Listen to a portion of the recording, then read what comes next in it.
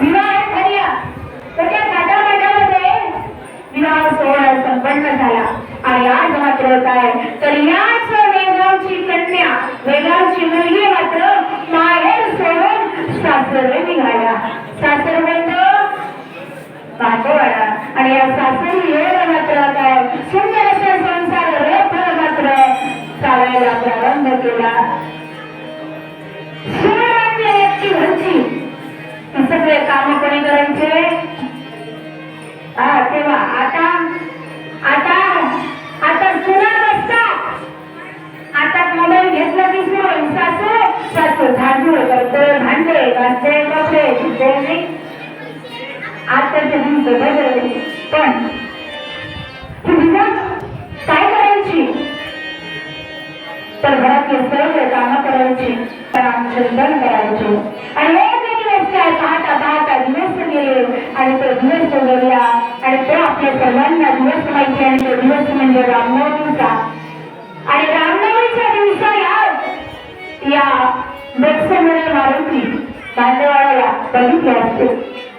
ते मारुतीजवळ त्या हरबंडरायांजवळ मात्र काय तर स्वयंपाक आणि म्हणून त्या स्वयंपाकासाठी देवराजी गेले असताना इकडे मात्र काय तर हळूहळू दिवस सूर्य मात्र उदयास आल्यापासून भरभर यायला लागले आणि सूर्य जणू आता मात्र डोक्यावर आले. डोक्यावर आले म्हणजे काय मध्य दुपार झाली आहे आणि मध्य दुपारी या गणपतीच्या काळावरती सगळी चोगळ्यांचं वादळ जणू व्हायला लागलं असं भास व्हायला लागला. आणि इकडे काय तर याच मध्य दुपारी 12 वाजता ज्या वेळेला प्रभू श्रीरामाचा जन्म त्याच रामनवमीच्या तिथीला मात्र या दिवामातेच्या उदरी एक दिव्य तेज पुंज असलेला बालक प्रगटला आणि तो आपण म्हणतो रामनवमीच्या शुभ दिनाला साऱ्या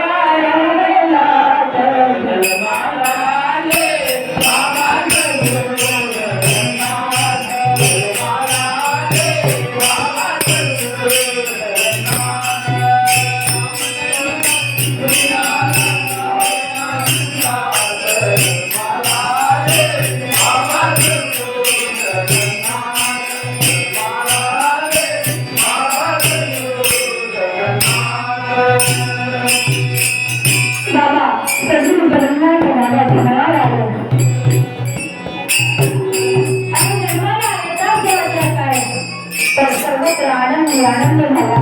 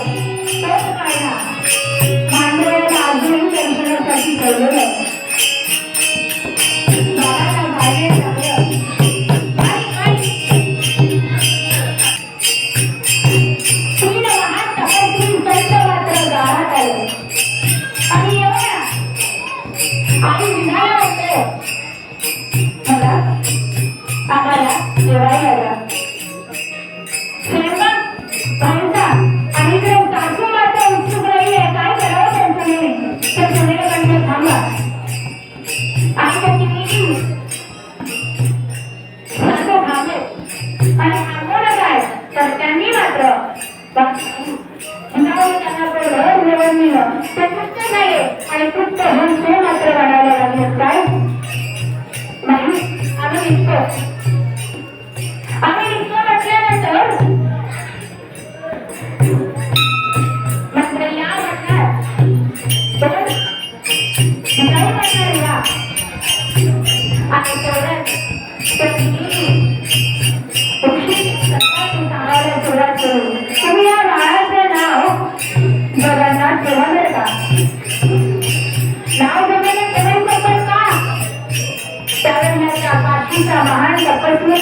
सांगितलं हा बाळ सर्वसामान्य नाही, महाविभूती आहे. आणि या बाळाचं नाव जगन्नाथ ठेवा. सांगितल्याप्रमाणे नाव जगन्नाथ ठेवलं. आणि म्हणून तर काय झाला, जगाचा नाथ, अनाथाचा नाथ. आणि पाळण्यात आपण मात्र सुंदर असा पाळणा म्हणायला सुरुवात केली. आणि तो पाळणा म्हणजे काय, नील नदी आकाशी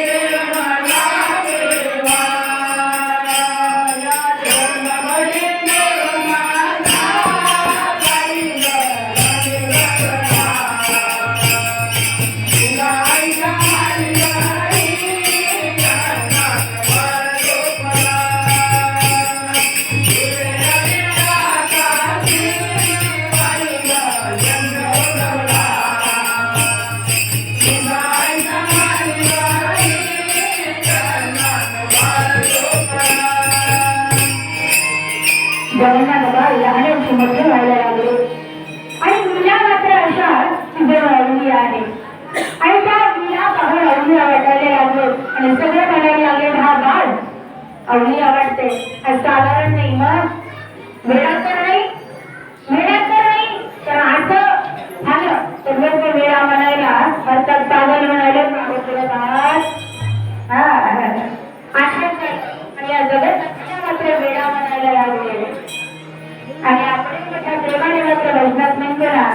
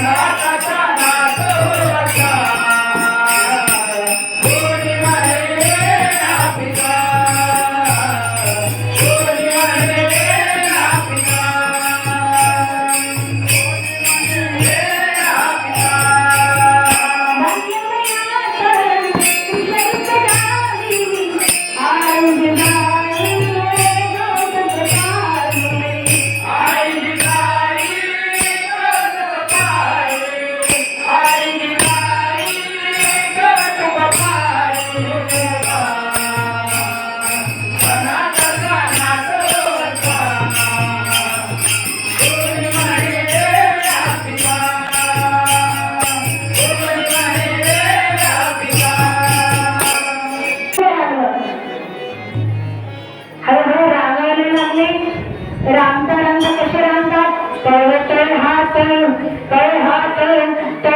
टोपी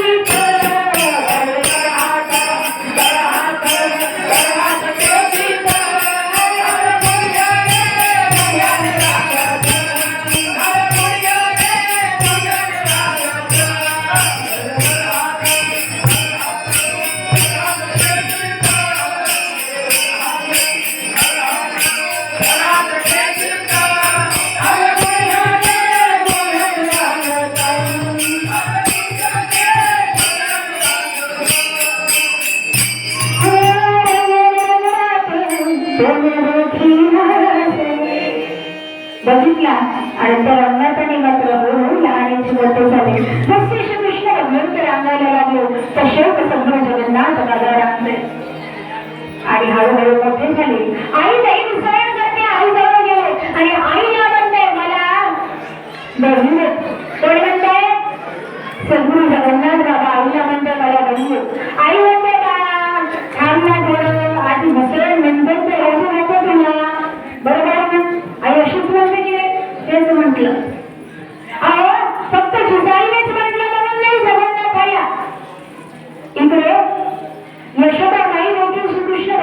आईला म्हणतात श्रीकृष्ण भगवंत आईला अडवतात आणि आईला जेव्हा माखड लागते आई म्हणतात थांब थोडा देवाने रवीचा हात धरला आई म्हणतात रवीचा हात हरी कर्ण बंधन सोड आणि जेव्हा आईने हात सोड म्हटलं जगन्नाथ बाबा घेऊन गेले आणि दूध हे बघा काय बाबा काय असायचं हा आणि श्रीकृष्ण भगवंत आणि येत नाही ना मग इकडे काय घरी होतं ते सगळं मित्रांना साठवलं आम्ही सगळं आंघोळ करायला लागलो चरित्रात